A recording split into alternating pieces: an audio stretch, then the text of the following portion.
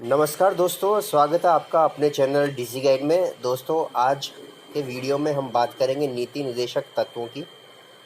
संविधान के टॉपिक में ये बहुत ही महत्वपूर्ण टॉपिक है और प्राय कॉम्पिटिटिव एग्ज़ाम में इसमें से मैचिंग या फिर डायरेक्ट ऑप्शनल क्वेश्चंस पूछ लिए जाते हैं। तो वीडियो स्टार्ट करने से पहले आपसे रिक्वेस्ट है, अगर आपने अभी तक चैनल सब्सक्राइब नहीं किया तो प्लीज़ सब्सक्राइब कर लें। तो आइए स्टार्ट करते हैं आज का वीडियो। दोस्तों, जैसा कि आप अब तक जान ही चुके हैं कि हमारा जो वीडियोस बनाने का और जो मैटर देने का पैटर्न है वह है क्वेश्चन वाइज है। तो ज़्यादा देर न करते हुए आइए सीधे चलते हैं क्वेश्चन पैटर्न्स पे। सबसे पहले नीति निर्देशक तत्व में जो क्वेश्चन जनरली पूछा जाता है वो संबंधित समिति का पूछा जाता है। तो आपको यहाँ पर हम बता दें कि नीति निर्देशक तत्वों से संबंधित जो समिति बनाई गई थी वो थी तेज बहादुर सप्रू समिति। साथ ही हम बता दें कि संविधान में नीति निर्देशक तत्व जो आयरलैंड के संविधान से प्रेरणा लेकर बनाए गए, यानी कि नीति निर्देशक तत्व आयरलैंड से लिए गए हैं। साथ ही साथ हम यहाँ पे क्लियर कर दें कि नीति निर्देशक तत्व को वैधानिक शक्ति प्राप्त नहीं है।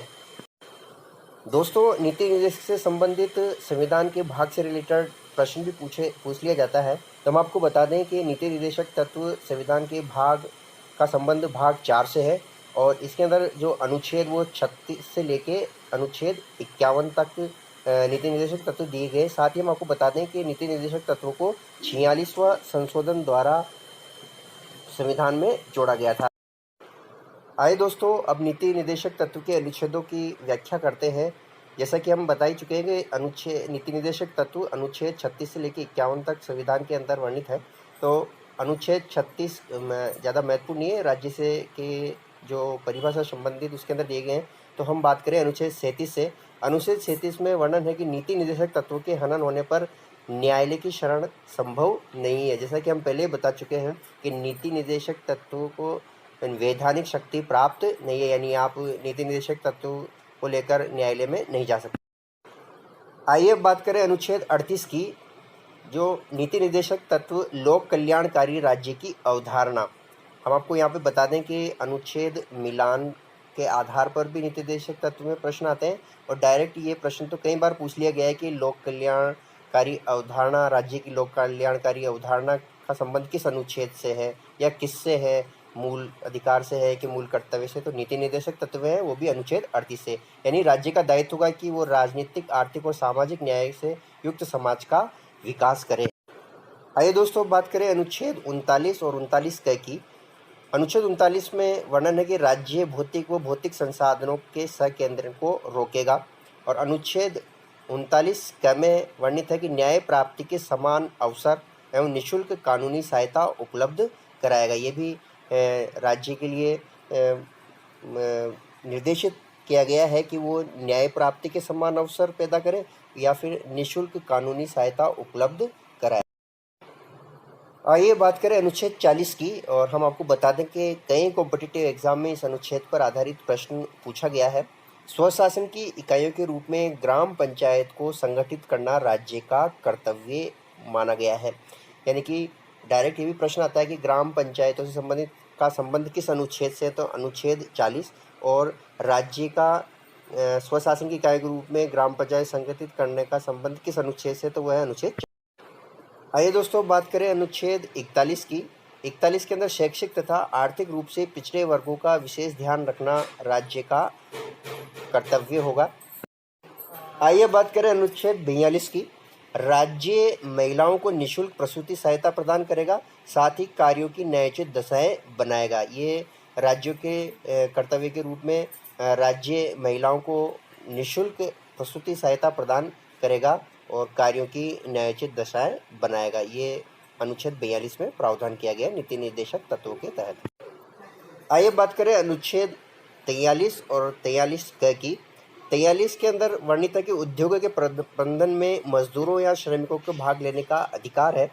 साथ ही साथ 43 क के अंदर सहकारी समितियों से संबंधित है। सहकारी समितियों की स्थापना जो कि 97वां संविधान संशोधन 2011 किया गया था, इसका संबंध अनुच्छेद क जो कि नीति निर्देशक तत्वों से संबंधित है, यानी कि सहकारी समितियों का स्थापना संबंधित नीति निर्देशक तत्व के अंतर्गत आता है।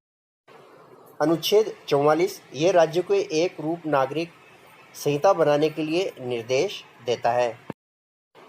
आइए अब बात करें एक बहुत ही महत्वपूर्ण अनुच्छेद जो competitive exam point of view से बहुत ही इम्पोर्टेंट है, वो है अनुच्छेद 45।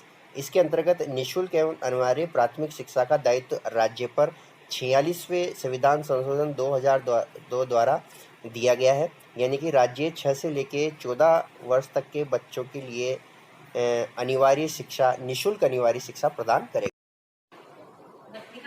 बात करें अनुच्छेद 46 की, इसके अंतर्गत पिछड़े वर्गों के शैक्षिक और आर्थिक क्षेत्रों तथा सामाजिक न्याय से उनकी रक्षा पर जोर दिया गया है। यानी राज्य का दायित्व बनाया गया है कि वो पिछड़े वर्गों के लिए शैक्षिक, आर्थिक तथा सामाजिक न्याय सुनिश्चित करे।